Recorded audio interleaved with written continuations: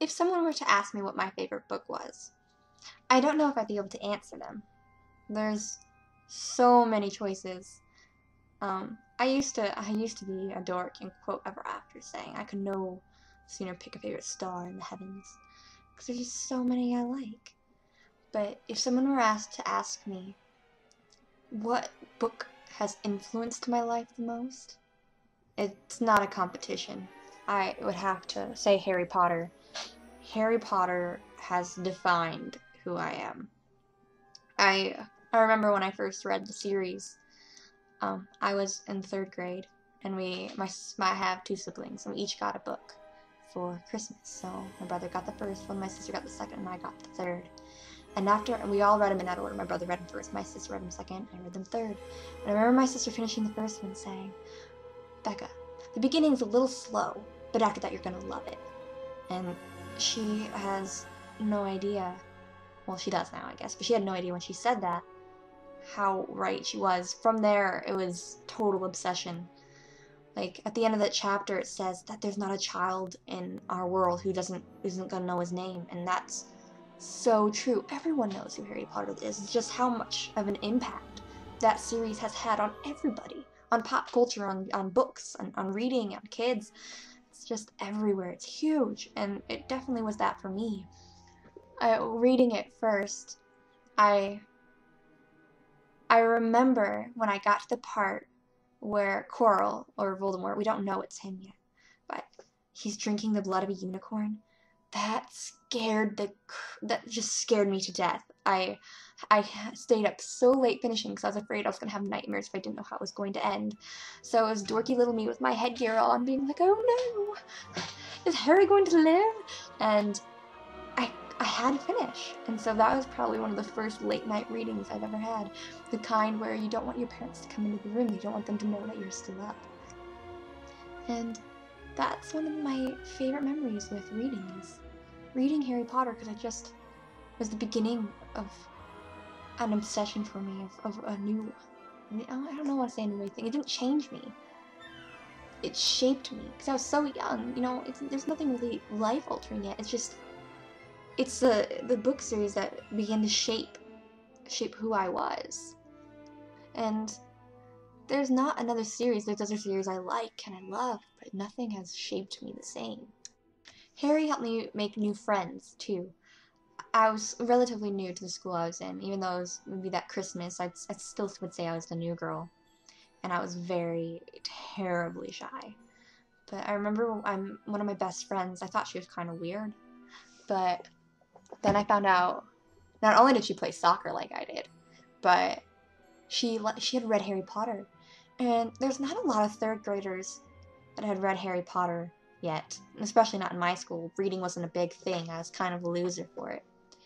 Popular loser, because I was the new kid and I was the new interest, but it still was a little lonely being the smart girl in class. But I was so excited because this girl had read Harry Potter too.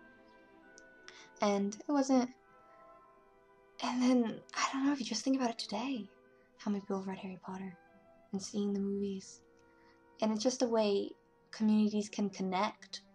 It's something people can have in common. Be like, you like Harry Potter too? What? And be like so excited. And I think it's a great way to bring everyone together, Harry Potter. But yeah, it even brought my dad back to reading. Like, it's a huge community. It made reading cool again. My dad, because we all talked about it around the dinner table so much, that my dad started to read. And my dad hasn't really read much since college, and so he actually, on his own, picked up these books and he enjoyed them. And I remember in the sixth one, he's like, I don't believe Snape is really evil. He's like, I think Dumbledore told him to kill him. And we're like, okay, Dad. I'm like, that's a good theory, but I'm like, there's soundproof for that, but like, we just don't know. And he was so right, and he was so excited in the seventh book when he found out. And I think that's what it is. It just... J.K. Rowling has inspired so many people, and like made reading cool again, which is amazing.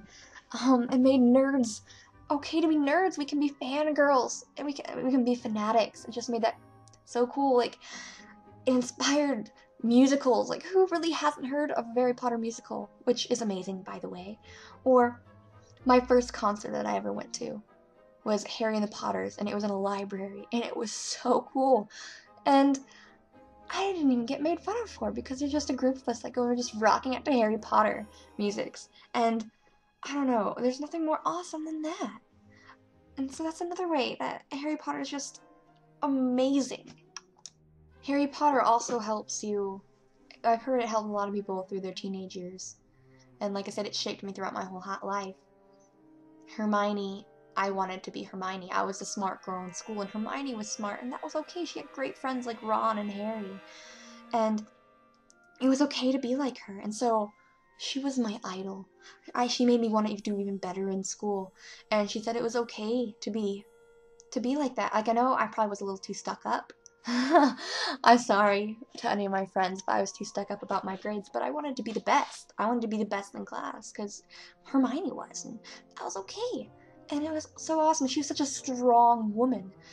Like, J.K. Rowling wrote strong female leads, Ginny and Mrs. Weasley, to name a few, because those are my favorite. And then, like, think of Katie Bell and Angelina Johnson. They're just such awesome characters, and there's some pretty awesome women villains too. Like, Umbridge literally makes my skin crawl, and she's just, and Bellatrix are just so beautifully made, and they're so scary. And I think she's done so much for, like, women too. And so yes, I love Hermione.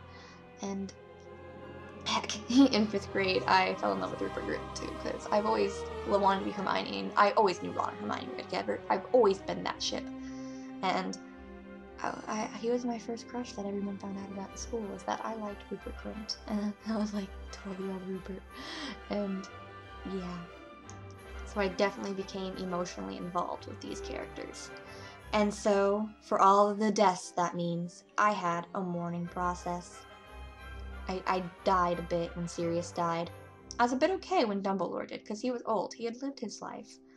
And I absolutely lived in denial when Fred Weasley died. Like, the whole 7th book was just a shock to my system with everyone dying, and I literally couldn't handle it, and I couldn't read a Harry Potter book for a really long time, because I was just so distraught. It was ridiculous. I seriously had a mourning period, and it was so bad because I was the first one to read it in my, oh no, not in the 7th one, but most of the books, I'm usually the first person to read about these deaths, and I didn't know how to handle it because I wanted to tell people and, like, cry with them because I was just so upset. And so it's great that she made a huge world and such a real life kind of world that people can live in, which made it even better, you know, with Pottermore. And although I never knew if I was brave enough to be in Gryffindor, I still did not expect the shock of finding out that I belonged in Slytherin. I'm not a very ambitious person, I'd say, so I didn't think I would be. I thought maybe I'd be at a Hufflepuff. I'm very, very loyal. But I guess if I think about it, I am smart, and Slytherins are smart. I may not be smart enough for Ravenclaw, though. I don't know. I've always wanted to be in Ravenclaw, too. But I guess I can be cunning and manipulative. I get what I want, generally, but I don't say it, and I'm not loud about it. I just talk people around until I get what I want, and they think that they came up with it or something. So I guess I do that. I'm quite cunning. But I had to stay away from Pottermore for a bit because I was so crushed I was in Slytherin because I didn't want to be. Like, my sister was like, yeah, snakes. And I'm like, no, I wanted to be a lion. But I got over it, I guess. And it really helped that my favorite TV show right now is Merlin, BBC Merlin. Watch it if you haven't. It's amazing. So that, I mean, to all my viewers that aren't Krista, I know you watch it. So, yeah.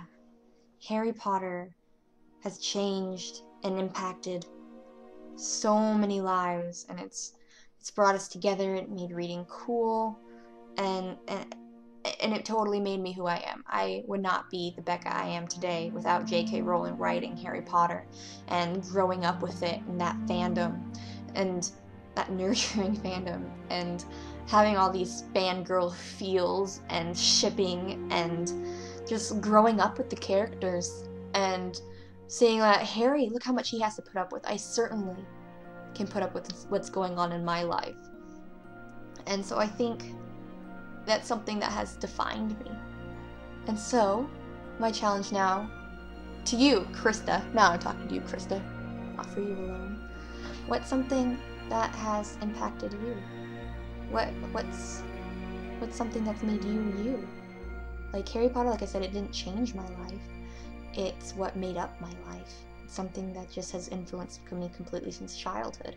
So maybe something that maybe has influenced you and made you who you are today, maybe something that has changed your life. And so tell me about it. And I will now end my beautiful Harry Potter rant. And I'll talk to you later, sweetheart.